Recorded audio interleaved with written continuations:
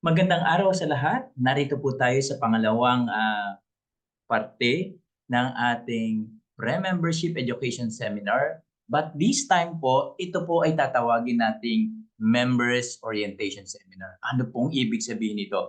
Dito po sa orientasyon na ito, ipapaliwanag ko na po sa inyo ang ating mga contribution mula sa mandated government, ang SSS, Pag-ibig, PhilHealth. Okay, ito na po yung pagsisimula ng ating deployment at bilang mga empleyado ng kooperatiba at kamay-ari.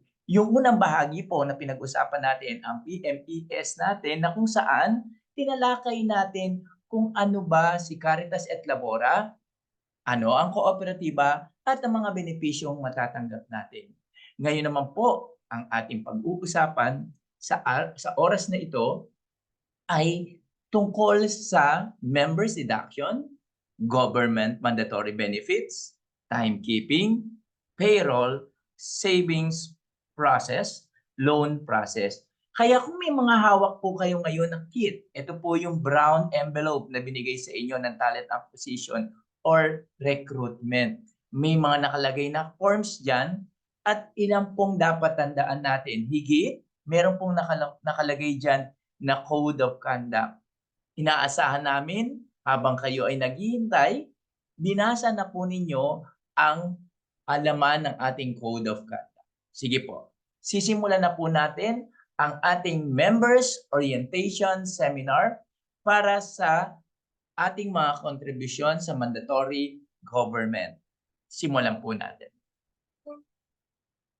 Tandaan po ninyo sa pagpasok natin sa kooperatiba, mayroon pong mga kinakaltas sa atin. Liwanagin ko po. Unang-una po na payout o sinatawag nating sweldo, may kakaltasin po sa ating 500 pesos for our membership. Bakit po tayo merong membership? Tinanggap niyo po ang pagiging miyembro ng kooperatiba. Ito po yung pagkakataon natin upang magbigay ng tulong sa co-op. Sinasabi po nga natin, tayo ang may-ari ng kooperatiba. Para sa mga bagong miyembro, nagtutulong-tulong po tayong mga bagong miyembro na magbigay ng 500 pesos para po sa ating opisina. Ito pong perang ito pong nalikom na ito sa taong 2024 at sa mga taon na mayroong bagong miyembro, ginagawa po natin, pinagsasama-sama natin yan at yan po ang ginagamit natin sa mga pangangailangan ng kooperatiba at higit sa rehistro ng kooperatiba para sa ating negosyo. Sa pangalawang sweldo, papasok na po ang ating kapital. Pera nyo na po ito. Para umabot po tayo sa 5,400 sa isa't kalahating taon, sisimulan po natin sa initial capital o yung pangunahing kapital natin. Sisimulan din po natin yan sa 500 pesos. Sa pangatlong payout o sweldo ninyo, dito na po magsisimula ang 150 para sa mga kumikita ng akinsi katapusan. Sa mga lingguhang sweldo naman po, yan po ay 75 pesos lingguhan. Para sa ating savings, isasabay na natin sa pangatlong sweldo or tinatawag natin payout, 50 pesos para sa savings sa 15 katapusan, 25 pesos naman po sa mga kumikita ng lingguhan. Ulitin ko po. Ang unang payout o sweldo natin, meron po tayong membership fee na 500 pesos. Pakatandaan po natin yan. Yan po ay membership fee. Sa pangalawang payout po o tinatawag nating sweldo, diyan po at pumapasok ang inyong kapital. So pera na po ninyo ito. Ito po ay tinatawag nating initial capital 500 pesos. Sa pangatlong sweldo para sa lingguhan at A15, so sa mga sumisweldo ng A15 katapusan, 150 para sa inyong kapital, 75 pesos sa mga lingguhan na kumikita o sumisweldo para sa inyong kapital. Sa savings natin, sisimulan natin ng 50 pesos para sa A15 katapusan. Para naman sa mga lingguhang kumikita ay 25 pesos. Nasa sa inyo po yan kung gusto po ninyong padagdagan ang inyong kapital at savings. Basta tatandaan lang po natin, gagawa po tayo ng authorization to deduct. Nandyan po sa envelope ninyo. Ang tawag po ay ATD o authorization to deduct. Pilapan nyo lang po yan kung gusto nyo pong padagdagan ang inyong kapital at ang inyong savings. Pasok naman po tayo sa wage and cut-off. Simulan po natin sa cut-off. Tandaan po ninyo, tayo po ay real time. Anong ibig sabihin? Araw ng pinasok, araw ng kinita. Wala po tayong pondo dito, hindi po tayo nagpopondo. May mga proseso po tayong ginagawa. Ito pong ipinapakita ko sa inyo ay mga proseso ng sweldo o payout.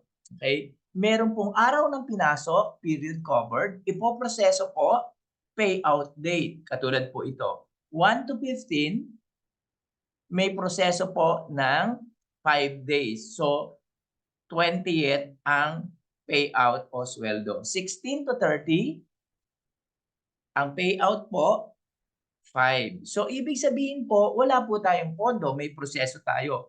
Conforme po sa business partner na pinasok ninyo, meron pong 5 days process at meron pong 10 days process. Ipapaliwanag po sa inyo ito ng inyong mga HR specialist o HR supervisor. Kung saan po kayo mga nakatalaga, merong mga naka-assign sa inyong HR specialist and HR supervisor. Sila po ang magagabay sa inyo ukol sa payout at cut-off ninyo at sila din po ang kumukuha ng mga dapat nyong ipasa pagdating po ng inyong kita o sweldo. Sa payslip naman po, gusto ko pong ipaliwanag sa inyo ano po yung nilalaman ng payslip. Linawin po natin, okay? Sa taas po, mapapansin nyo po, meron tayong tinatawag na period covered, meron po tayong payout date. So, ganun din po, araw ng pinasok, araw ng kinita. Ito pong ginamit kong payslip ay 537. Bilang example lang po ito, hindi po ito 645, okay? Nakalagay po yung pangalan, location kung saan po nakatalaga ang isang miyembro, position kung ano po ang kanyang kakayahan o ang kanyang posisyon sa ating business partner. Nandiyan din po ang account number sa ATM.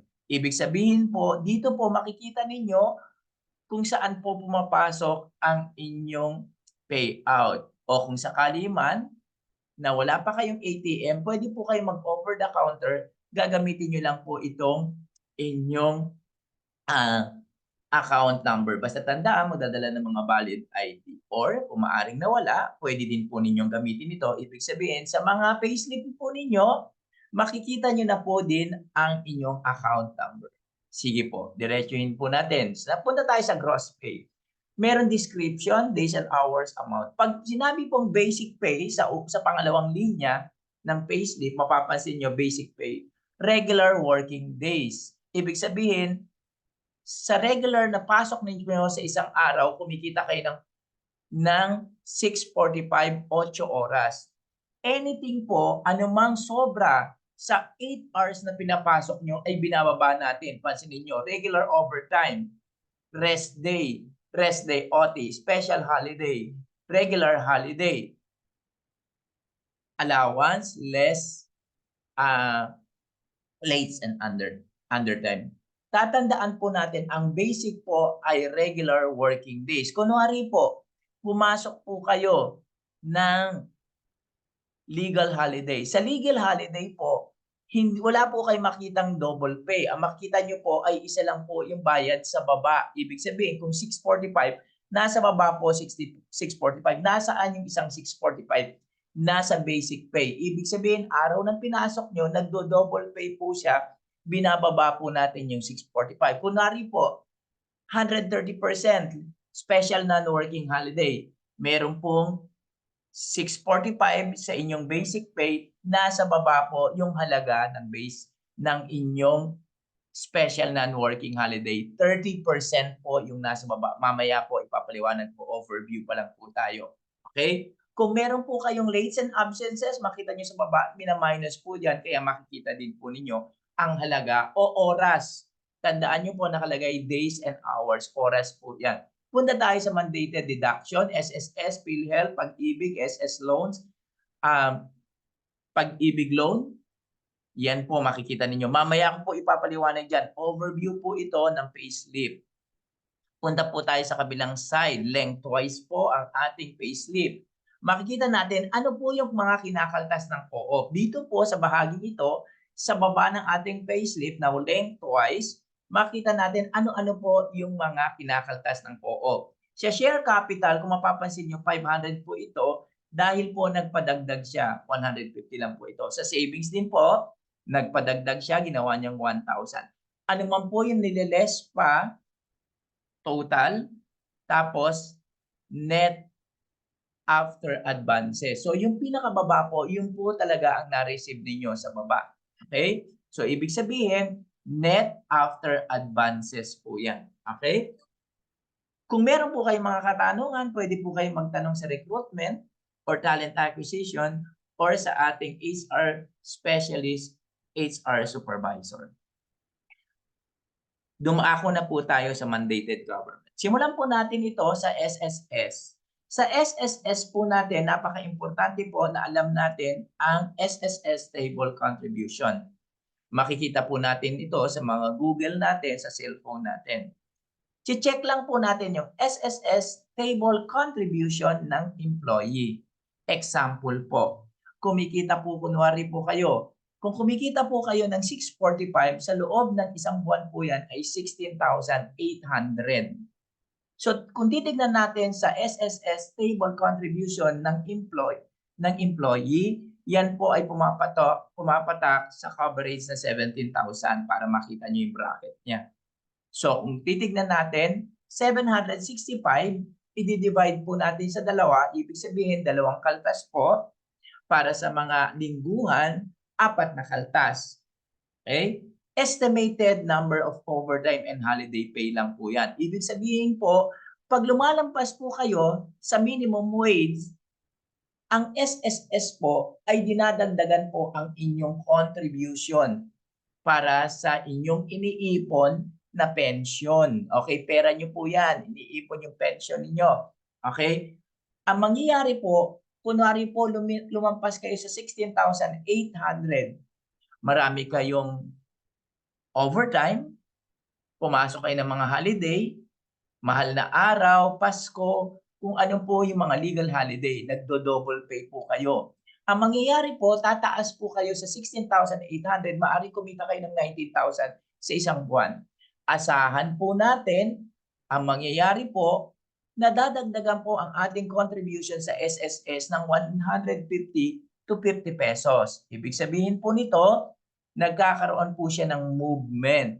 Hindi po laging minimum wage kayo, kaya tataas po yan. Pero kung kayo po ay minimum wage, mananatili po ang contribution nyo sa SSS ng 765. Kung nais po naman natin mag-loan, hinihingi ng SSS na meron kayong 36 months contribution. At kung bago po ang employer ninyo, katulad dito kay Caritas et Labora, bago po kayo, maghihintay po tayo ng 6 na buwan na hinihingi ng SSS para sa inyong contribution.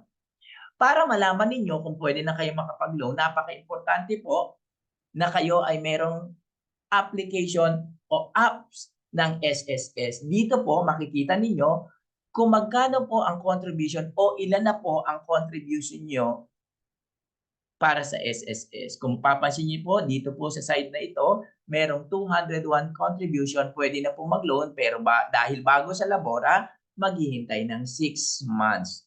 At sinasabi ko po rin sa inyo, wala na pong face-to-face sa SSS.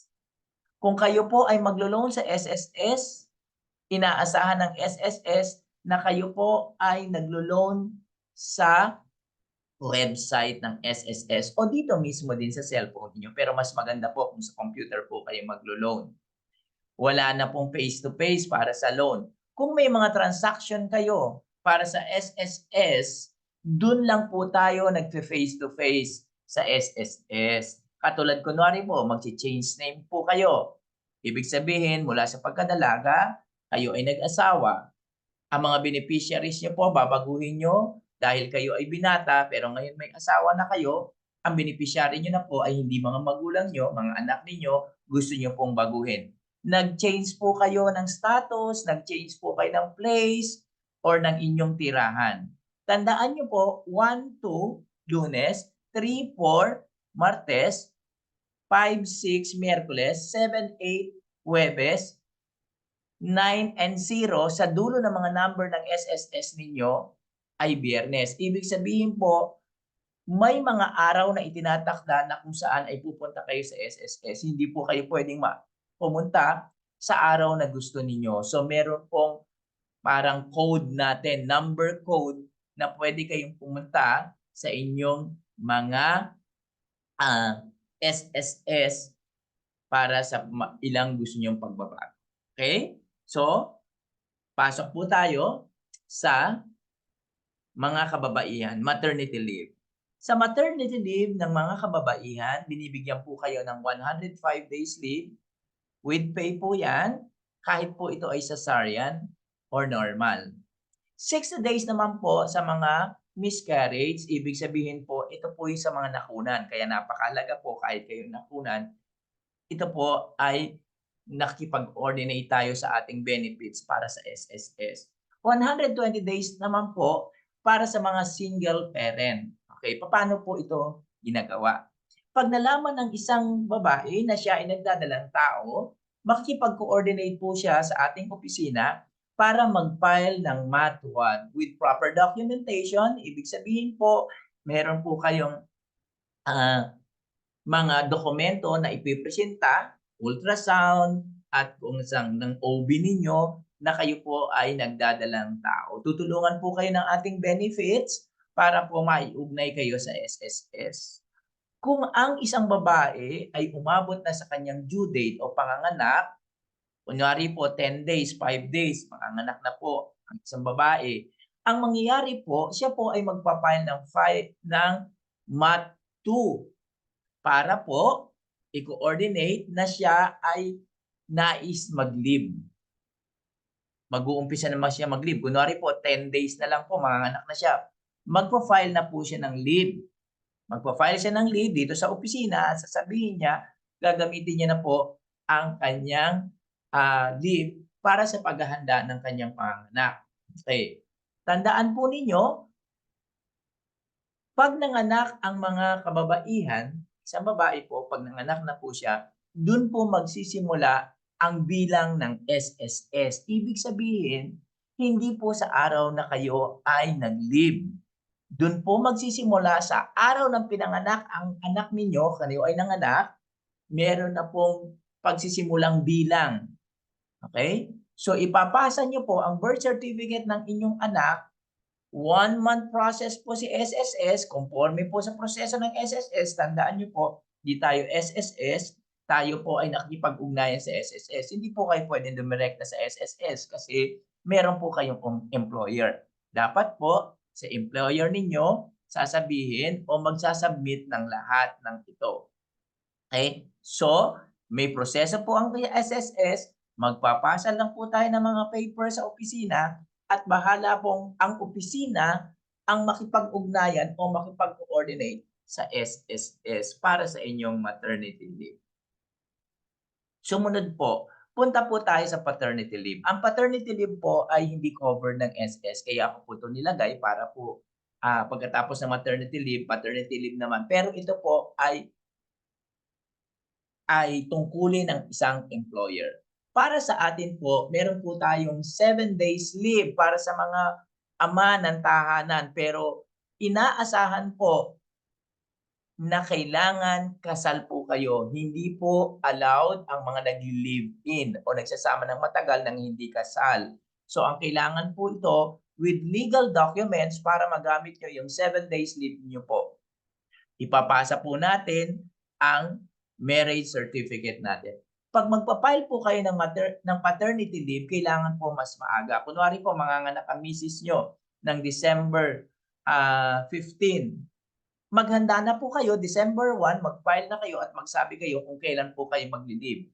Ito po ay leave with pay. Ibig sabihin, wala po kayo makukuha ng cash. Pag kayo po ay nag-leave, babayaran po kayo pero kailangan ipasa po ang marriage certificate at pagkatapos manganak ni Mrs., i-photocopy ang birth certificate, ipapasa pa rin po natin ang birth certificate para po ma-confiscate ang 7 days leave ninyo. Para sa mga tatay po ito. Pasok po tayo sa sick leave. Sa sick leave po, ibig sabihin po, Ang SSS ay nagbibigay sa atin ng 5 araw na bayad sa ating pagkakasit. Teka po, kailangan po ng mga dokumento. Ang SS po ang magpo-process nito, tutulungan po kayo ng opisina. Ano po ang kailangang gawin? Ang kailangan pong gawin, kailangan po meron po tayong medical certificate or patunay na tayo ay nagkasakit na ospital o kung ano man po ang nangyari sa atin. True certified copy po, copy, hindi po kailangan ang mga photocopy. Kailangan po true certified copy, authenticated, kahit resibo po dapat original po. Ipapasa natin sa opisina, makikipagtulungan po tayo sa opisina para i-file natin ang ating sickness leave. Minsan 'pag nagkakasakit tayo ang dating tinatanong natin, "Anong ginawa ng employer ko?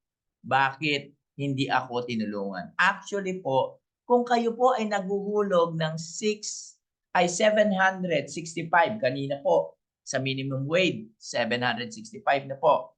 Dinodoble po 'yan ng employer. So ang hinuhulog niyo po sa SSS ay 1,400.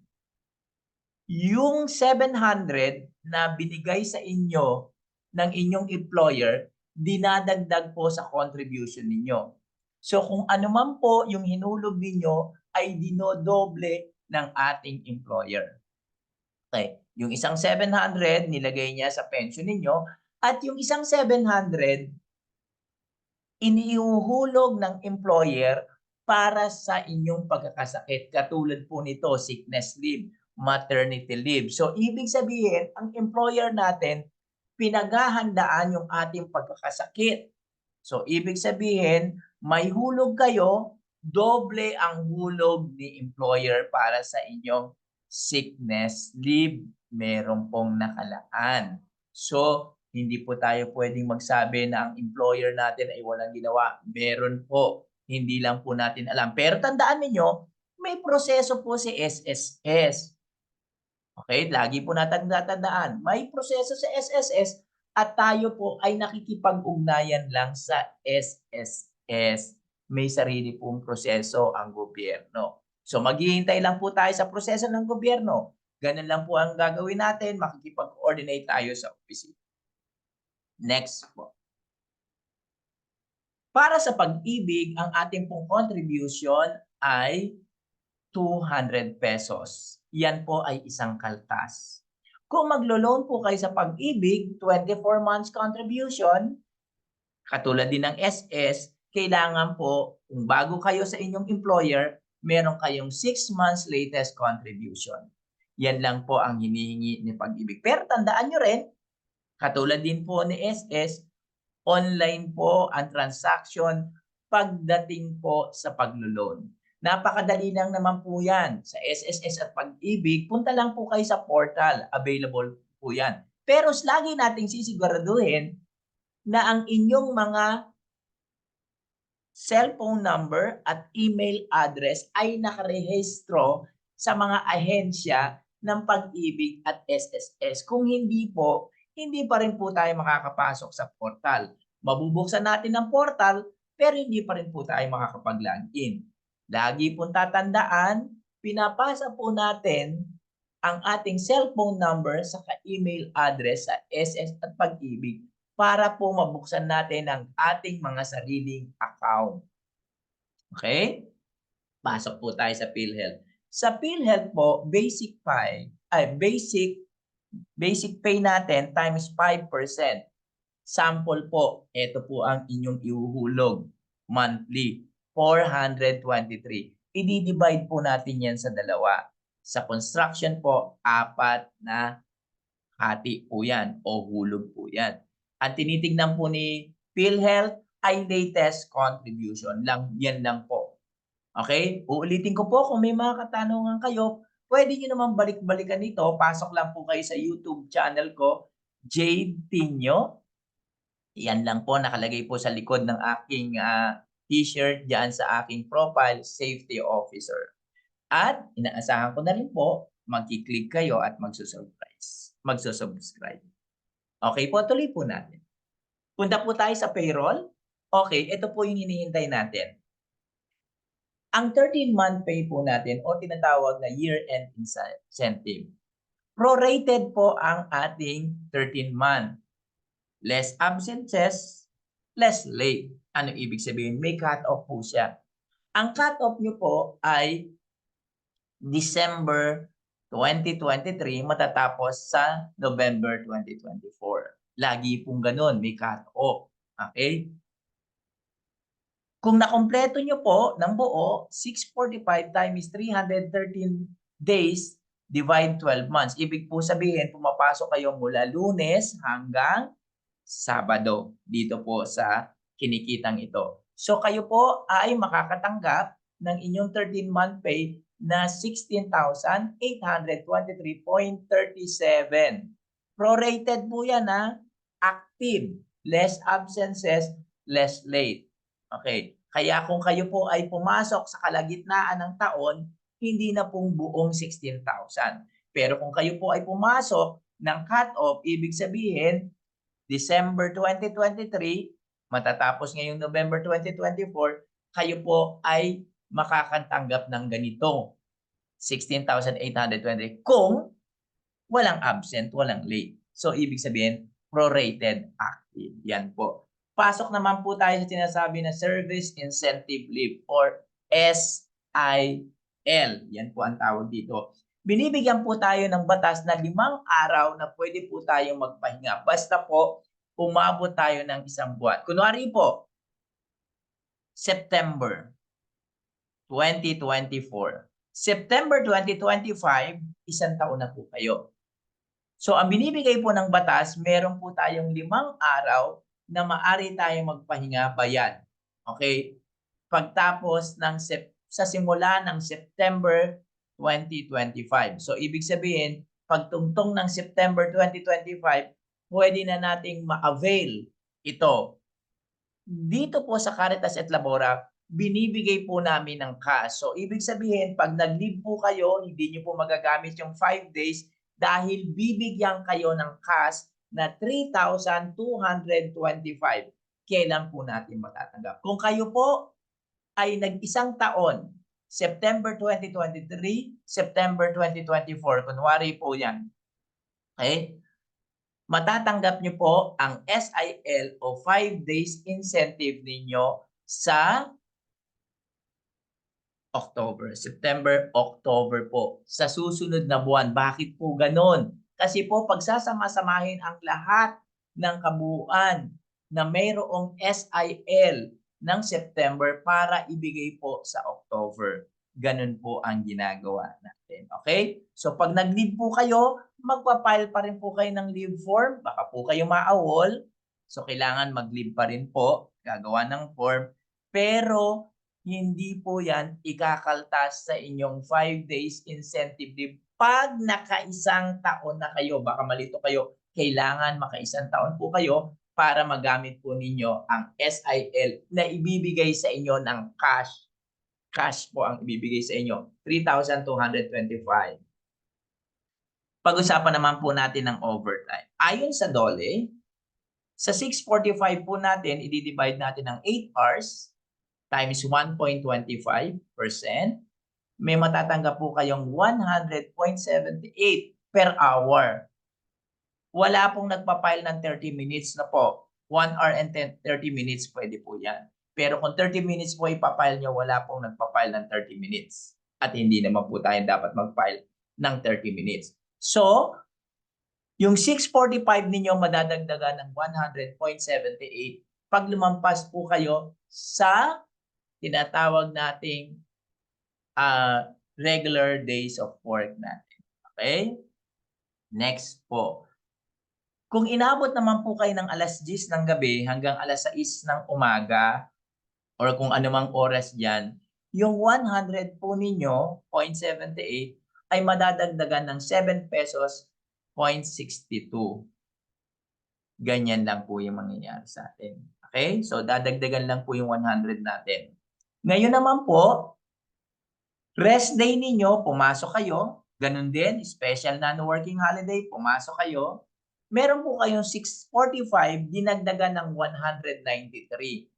Kaya makita nyo sa basic pay, may pasok kayo ng basic pay ninyo na 645. Ang makikita nyo sa baba ng payslip ninyo ay 193. Wala po kayong makikitang 838. Ibig sabihin, yung 645, dinagdagan ng 30%, may 193 po kayo na dinagdag sa araw ninyo. Okay, malinaw po din yan? Sa legal holiday o regular holiday, ito po yung tinatawag natin 200%. Mas kilala nyo sa double pay. Okay po? So, ang mangyayari po, pag pumasok kayo ng holiday, magdo-double pay po kayo. Kunwari po, pumasok po kayo ng mahal na araw, Biyernes Santo, double pay po kayo. Ang rule lang naman po ni Dole, kailangan po bago mag-holiday, pumasok kayo ng Biyernes Santo, dapat po Huwebes Santo nakapasok kayo. Ganun lang naman po kasimple. Okay? Pero kunwari, ganito po. Lunes ang holiday, rest day nyo ng linggo. Kailangan po nakapasok kayo ng Sabado. Kaya napaka-importante po, mamaya sa ituturo ko sa inyong timesheet, inilalagay nyo po yung araw ng rest day ninyo. Huwag nyong binabakante. Dapat nakalagay po yung rest day ninyo. Okay? So double pay po tayo. Pag legal holiday, 1,290 para sa ating 645. Timekeeping na po tayo, ihanda po natin ang ating mga sarili. Meron po tayong mga forms na hawak or meron dyan sa brown envelope nyo, ilabas nyo po para masundan nyo po yung aking sinasabi. Simulan natin sa time card. Ito po usually ginagamit para sa mga walang mga biometric sa business partner. Kasi pag iilan lang po kayo, pag mga 3 lang kayo, o 4, 5, hindi na po tayo nagba-biometric. Ito na po yung supporting documents natin. Na bukod sa nagla-log in, log out kayo sa business partner. Yung ba, kung meron kayong record book doon. Ito pa rin po yung ginagamit natin bilang supporting. Kailangan hawak nyo to, pinapipirmahan din po ninyo. Ganito lang po yung paggamit nito. Okay? Napakadali lang po. Okay? Kailangan po, complete name ang inilalagay natin. Ang position po natin, tapos po, ano pong department tayo. Tapos, payroll period. Ibig sabihin, kung November 1 to 15, lagay din natin yung year. Okay, simulan po natin. Okay, eto po. Ang pasok po, morning, nag-in 9, nag-out 6. Ayan. Ganyan lang po kasimple. Progress day, lalagay din natin yan. May mga date po yan. Ayan na mo nakalagay yung date. 1, 2, 3, 4, 5. Diba? Yan sa dulong hilera. Okay? Pag mag-overtime po tayo, ganito. 9 to 6, nakalagay sa side, overtime. Di 7, 10. Ganyan po yan. Okay? Laging tatandaan natin, kung magdidiretso tayo, 6, 10 naman po yan. Okay, kailangan po talaga may pahinga ng isang oras kasi importante po na nagpapahinga tayo, hindi tayo dumidiretso. Okay, pero kung kinakailangan talaga, magdidiretso po tayo. Okay? Ganito lang kasimple po yung paggawa ng ating time card. Pero kung panggabi naman kayo, ano mangyayari? Ayan, ganito naman po yan pag panggabi. Tingnan po natin sa gawing kanan ninyo ng screen, sa gawing kanan ng screen. Okay? Ganun din po, nakalagay ang pangalan, nakalagay kung anong position, anong departamento, ano po ang payroll period. Tayo po, kung tayo ay papasok, kunwari 3:00 ng madaling araw, ang out natin ay 6:00 ng umaga. Okay, ganyan po 3:00 ang pasok, nangyayari po yan sa mga construction. Okay, ganito po ang gagawin. So, mag-i-in ng morning ng 3, mag-i-in muna tayo ng 6 ng gabi, mag-a-out tayo ng 3:00 ng umaga. O, 6 to 3 ang pasok. 6 to 3 po ang pasok, 6:00 ng gabi, 3:00 ng madaling araw ang uwi. Ang out natin sa susunod na date na po. Pansinin nyo, nag-in ng 6, nag-out ng kinabukasan morning 3. So, ang in natin ay sa afternoon 6. Okay? Tapos po, Ganyan lang po. Kung may overtime, tignan niyo po sa linya ng number 6 sa ating time card. Okay? Kung may overtime naman po tayo sa number 6 po, mag-i-in ng 6 ng gabi, nag-out ng 3, nagdiretso ng 4. Pansinin niyo po, hanggang 6. Ganun lang naman po kasimple yan. Madali naman po maintindihan. Kung may mga katanungan, tatanungin pa rin po natin ang ating mga HR supervisor. Next po. Ito po, kung may biometric po tayo at may time card, ang supporting document po nito ay official time sheet. Okay? Hindi po time card lang ang dala natin, ang ipapasa natin, hindi lang po biometric ang ipapasa natin, may kaakibat na official time sheet. Paano ginagamit? Ganun pa rin po, dapat kumpleto. Meron po tayong buong pangalan, designation, business partner, department, month, kasama ang year, cut-off date, lagay po natin yung rest day natin. Ganun lang po kasimple.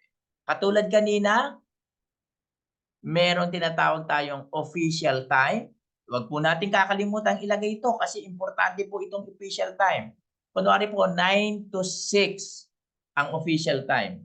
Mag-i-in ng 9 AM, mag-out ng 6 PM. Okay? Tignan po natin dito kung mag-o-overtime naman, nilalagay din yung rest day o day off ha. Okay. Kung mag-o-overtime, ganun din po. Mag-i-in ng 9 AM, mag-out ng 6 PM. Lalagay natin total work hours 8. Mag-i-extend tayo kasi mag-o-overtime tayo. Extended work hour. Lalagay natin, mag-i-in tayo from 7, matatapos ng 10. So may total overtime ka na 3 hours. Lalagay natin ng reason. Bakit? Anong reason? Bakit ka nag-overtime? Kailangan pirmahan po ninyo at higit sa lahat, may concord ni business partner o kung sino pan po ang naka-assign na supervisor doon po kay business partner para po official yung ating overtime. At kung panggabi naman, ganito naman po tayo. Okay. Ang official time ay 6:00 ng gabi, 3:00 ng madaling araw ang out. Lalagay pa rin po yung official time, katulad ng sinabi ko kanina, may name pa rin, designation, business partner, department, meron pong month, cut-off date, day off. Huwag pong kakalimutan yan kasi importante yan, lalo na kung gagamitin natin ang sick leave natin o kung na-aksidente tayo, hinahanap po ito ng SSS. Okay? Kaya dapat kumpleto ang pirma, pirma po ng ating business partner na kung sino ang naka-assign para sa inyo. Kung 3:00 ng madaling araw ang uwi, 6:00 ng 6:00 ng gabi ang pasok o ito po ay panggabi, night shift, mag-i-in kayo sa noon, 6, mag-a-out kayo sa kinabukasang date 3 ng umaga. Okay, kinabukasan na po 'yon. Lalagay po natin 8 hours, total hours. Kung mag-o-overtime, ganito naman. Okay, tignan niyo po 'tong linya na ito na may overtime, hanapin niyo po, ayan. Pumasok ng 6, okay, nag-out ng 3, nagtuloy ng 4 to 6. Merong overtime na 3 hours. Merong 8 oras na pinasok. Okay, para mas makita natin ang ating overtime, ito pong extended hour, sa dulo po, tingnan niyo maigi, extended hour. Ito pong sa dulong 'to, ang gagawin po natin para makuwenta natin ang lahat ng overtime natin, ipapasok po natin sa overtime authorization form. Ito yung pinakamaganda, ito yung gustong-gusto ko. Bakit po? Dito makikita ninyo, makikwenta ninyo kung magkano lahat ang overtime ninyo. Napaka-importante nito. Lagay ang pangalan, payroll period, sa ang business partner, anong area assignment. Okay? Ganito po yan. Kung meron kayong overtime, ilalagay po ninyo doon sa dulo na extended hour, ililipat na po natin dito. Okay? Lalagay natin yung overtime hours, katulad nito, 7 to 10.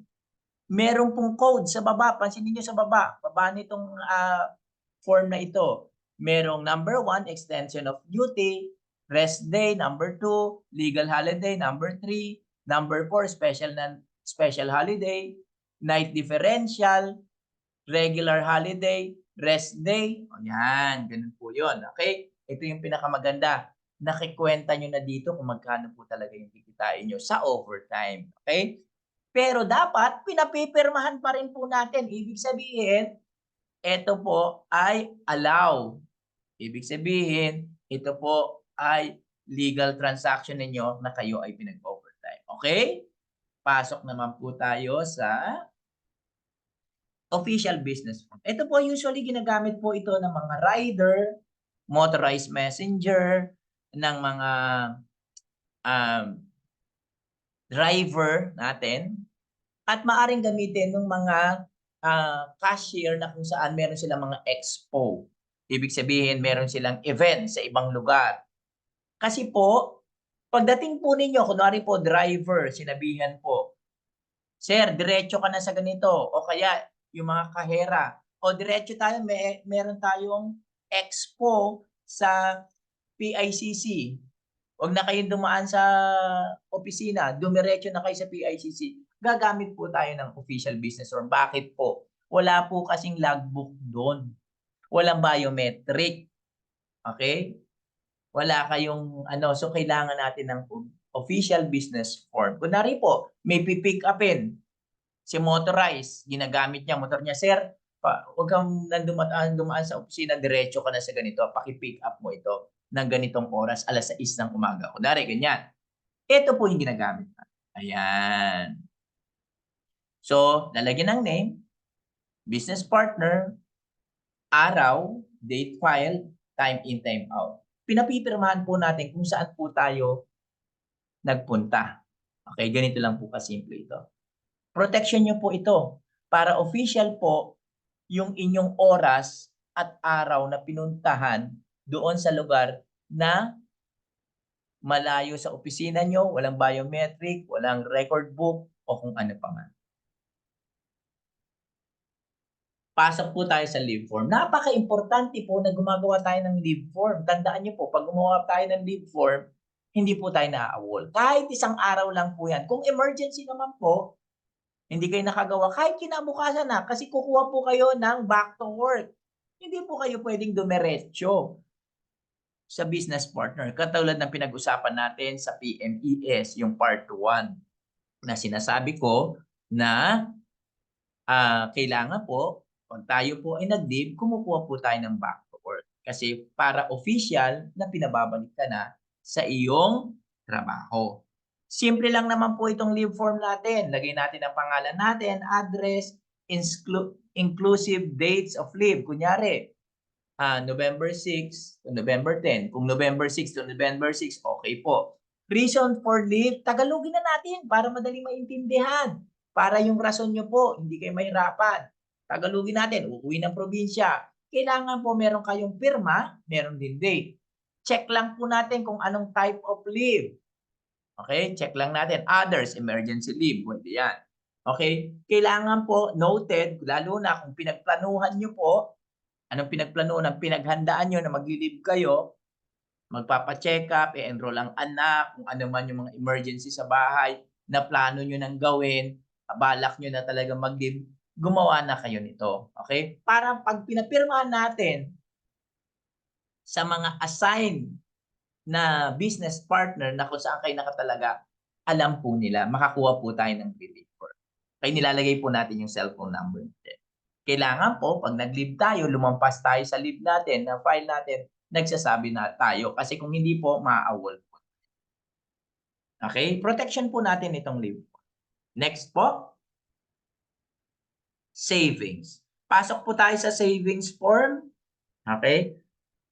Sa savings po natin, tandaan nyo po meron tayong form. Nandyan sa envelope niyo. Pero, meron din po tayong isang option. Pwede na po kayo mag-online. Pag nagfo-form po kayo, gumagawa kayo ng form, pinapasa po natin yan sa HR supervisor natin, sa HR supervisor natin. Pipicturean, yung pinicturean nyo, ipiprint niya, ipapasa niya pa po yan kay ating loan officer para makapag-withdraw kayo. Pero kung kayo po ay mayroon ng direct line, ginagamit ninyo yung Google Sheet, yan po yung gagawin ninyo. Papasok lang kayo sa Google Sheet, magpipill up kayo, direkta na po yan kay loan form. Pero kung gagamit po kayo nitong papel, pwede naman din po yan. Okay? So lalagay lang po ninyo yung pangalan ninyo, date, magkano. Basta tandaan nyo, sa savings natin, laging may maintaining balance. Anything na sobra sa 500 pesos maintaining balance, yun po ang pwede nating makuha. Okay? Ganyan lang po yung paggawa ng form. Okay? Simple-simple. Ang araw na releasing ng savings ay Wednesday and Friday lang po.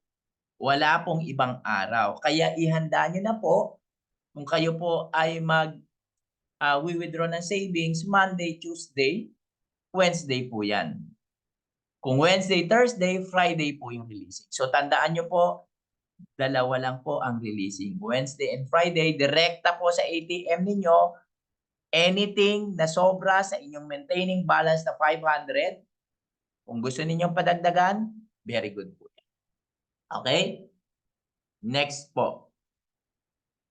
Sa loans naman po natin, okay, kung maglo-loan po kayo, ay inaalaw naman po kayo. Meron po kayong 70% ng inyong saping puhunan o share capital. So, ibig sabihin po, kung meron kayong 5,000, makakapag-loan kayo ng 3,500. Hindi po bababa sa 6 na buwan. Mas maganda ang kapital ninyo, mas very good. Mabilis kayo makakapag-loan ng malaki-laki kasi pinalakihan ninyo yung inyong kapital. Kinakailangan po alam ng HR specialist kasi siya po yung pumipirma, siya po yung nagwi-witness sa inyo, siya po yung nag-a-approve sa inyo. Kaya dapat sinasabi niyo po sa HR specialist o supervisor ninyo. May kakayahang magbayad sa pamagitan ng kanyang sahod, hindi bababa sa 30%. Anong ibig sabihin 30%? Akinsi katapusan, 50%, 50% sa isang buwan, 100%. So, ibig sabihin sa 50% ng kalahating buwan, kailangan po uwi kayo ayon kay Dole, 30%. Sapat na pambayad ng kuryente, ng mga pangangailangan sa bahay, yung 30%. Dapat hindi po bababa sa 30%. Okay? Next po. So, simple lang naman po. Photocopy nyo po yung payslip ninyo. Okay? Tapos po, yung ID po, back to back.